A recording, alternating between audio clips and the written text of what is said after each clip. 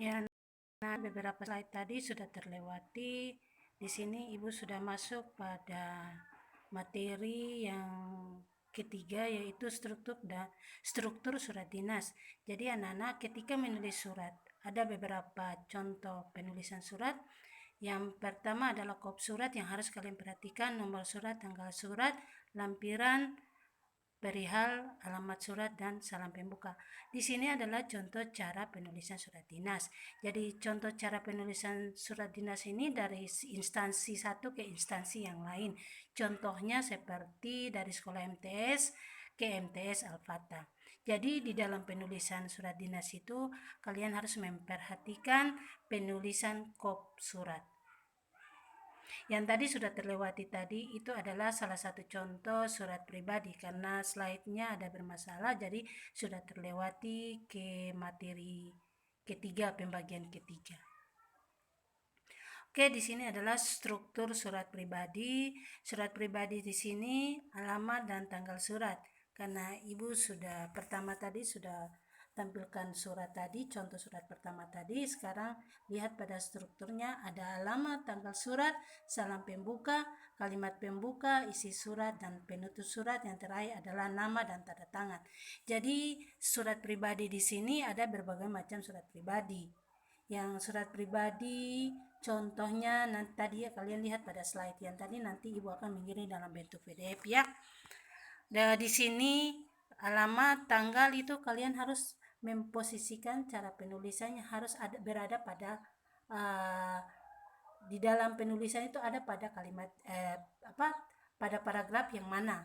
Yang pertama alamat itu harus ada di mana. Yang kedua adalah tanggal surat.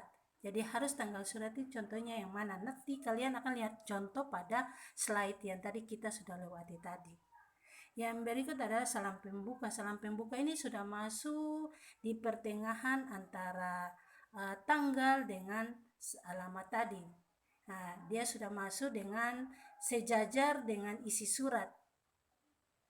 Yang berikut adalah pembuka paragraf. Kalimat pembuka paragraf di sini yang pertama kalian harus memberikan kalimat pertama yang berkesan atau memancing interaksi agar menggugah pembaca untuk membaca surat tersebut.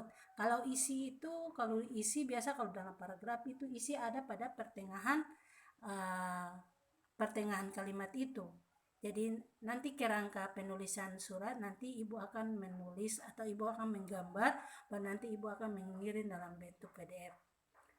Oke, yang berikut adalah penutup surat. Penutup surat di sini akhir dari penulis tadi di bawah, berarti berada pada akhir penulisan surat tadi.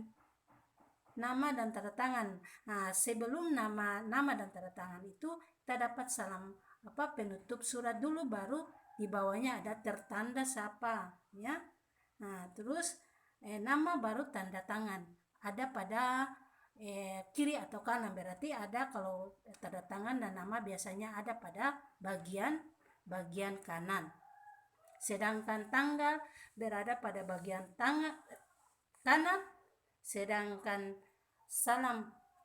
tanggal dan surat bagian kanan, salam pembuka ada bagian kiri, sedangkan kalimat pembuka paragraf ada pertengahan sejajar dengan isi surat tersebut. Nanti kalian lihat pada PDF ada salah satu contoh surat pribadi.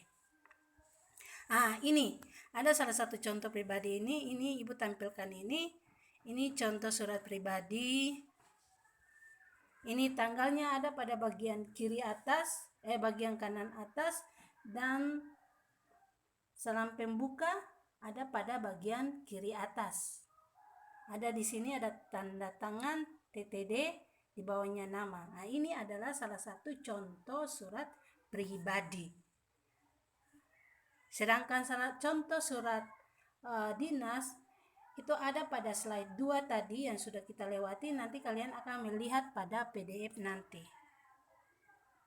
Oke, anak-anak, sampai di sini Ibu akhiri dulu pembelajaran terkait dengan surat.